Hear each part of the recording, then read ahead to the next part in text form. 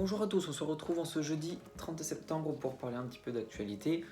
Donc on commence par la première information qui est tombée, qui est dans 47 départements à partir d'aujourd'hui. C'est la fin du masque, à partir de lundi, pardon, mise en place dès lundi.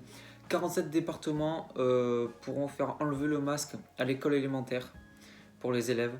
Donc une première avancée qui démontre bien la volonté du gouvernement à sortir de cette crise sanitaire. Par la suite, une autre information qui est tombée, un petit peu anecdotique et un petit peu insolite. Poutine recommande le vaccin Sputnik, donc le vaccin russe qui n'est pas tellement mis en place en Europe.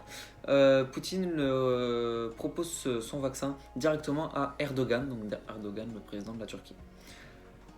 Édouard Philippe qui s'impose dans le débat de la retraite, qui vient se glisser dans le débat de la retraite et qui propose et qui veut déplacer l'âge de la retraite jusqu'à 67 ans.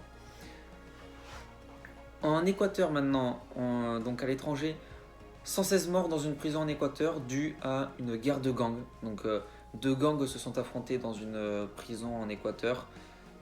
Cette bagarre a fait 116 morts. Ce n'est pas la première fois qu'il y a des incidents de ce type en Équateur.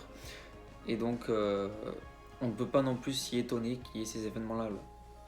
Une hausse de 12% de l'électricité est annoncée pour février 2022. Cette hausse de l'électricité, on l'explique comment ? En grande partie à cause du fait que ce sera des énergies qui seront beaucoup plus renouvelables.